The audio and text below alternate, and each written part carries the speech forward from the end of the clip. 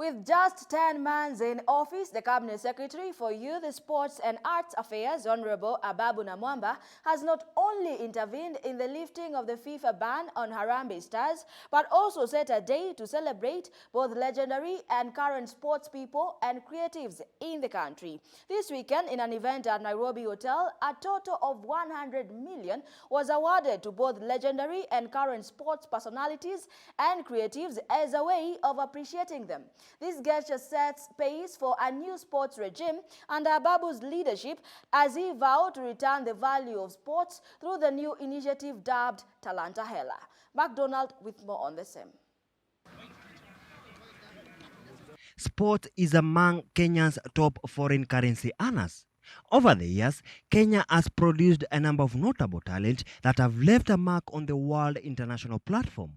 Athletics is Kenya's leading sport in the international stage, an history that dates back over 40 years with over 500 medals bagged by Kenyan national athletes in different disciplines.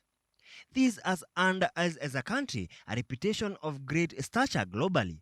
Over the weekend, the Ministry of Youth and Sport Affairs, led by the Cabinet Secretary Ababu acknowledged both legendary and current sports people and creatives at a Nairobi hotel. Sini kila mmoja wao, kisha tuingie kwenye kitengo kingine. With just 10 months in office, the CS has been working hard to regain the value of Kenyan sport by revamping and nurturing of fresh talent under the Talanta Hela initiative, while at the same time ensuring that sports people are provided a conducive environment to thrive in their different disciplines. Music, film, theater, fashion, that whole space, it must become a full-time engagement for those who operate in that space. And that space must pay and pay well.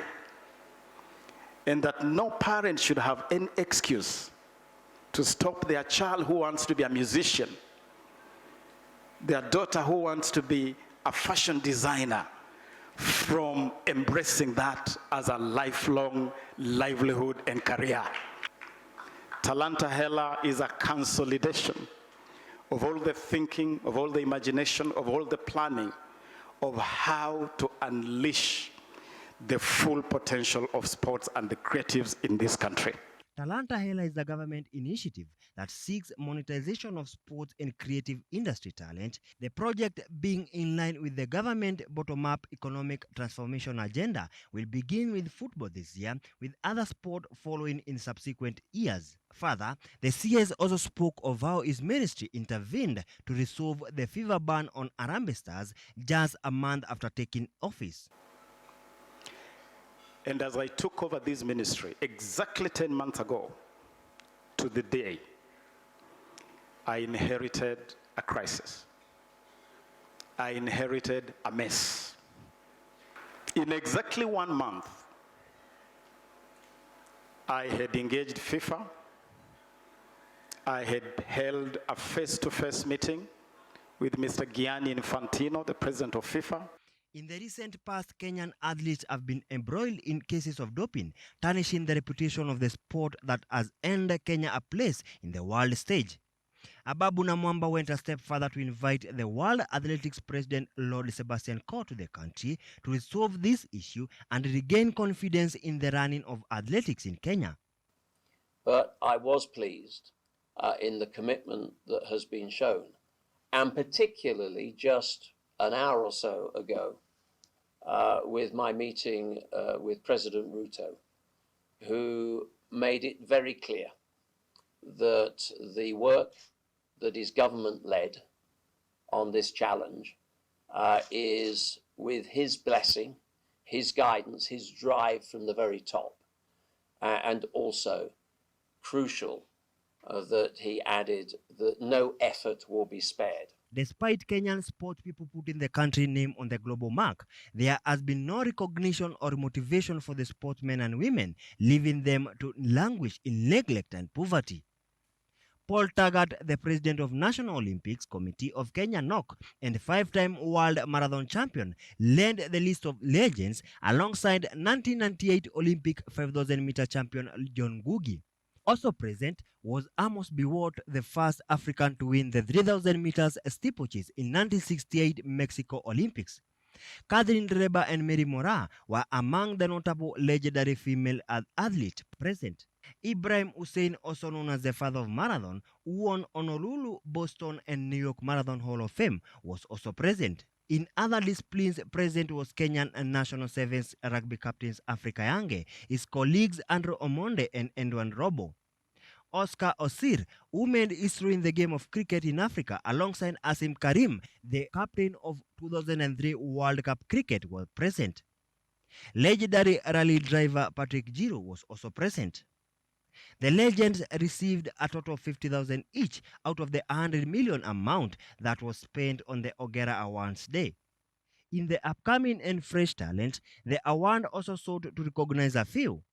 Angela Okutoi, the first Kenyan to win a Grand Slam in tennis, received a sum of 1 million. Kenyan men and women rollball teams, who surprised the world by winning this year's men and women World Cup trophies in Pune, India, received a sum of 7.5 million, with every player bagging a total of 300,000 each.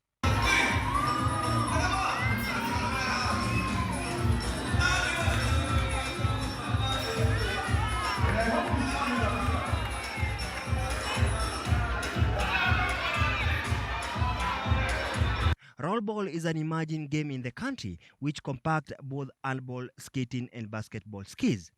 Its success in the global platforms over years has continued to attract more and more young people to engage in the sport.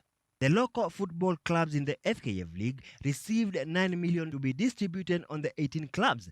The winners and second-placed National Super League champions, Murang'a Seals and Shabana FC, received a sum of 2.4 million each. Local football giant Kogalo and Ingwe, who are currently serving CAF and FIFA bans, respectively, for violating CAF FIFA rules, which led to their termination from participation on the ongoing continental competition, received 5 million each from the sports CS to resolve their issues. This, however, came with a chide by the CS, openly reprimanding the Gor Mahia chairman Ambrose Rachie.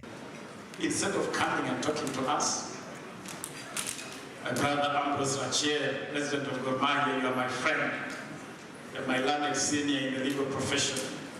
You should have talked to me. You should have told me what was going on in Gor Mahia. I talked to Mr. Patrice Motsepe, the president of CAF. I talked to Veron, the Secretary General of CAF. Namwamba expressed his gratitude towards Kenya athletes who have continued breaking records recently, noting that on his regime, sport will be taken seriously, unlike before.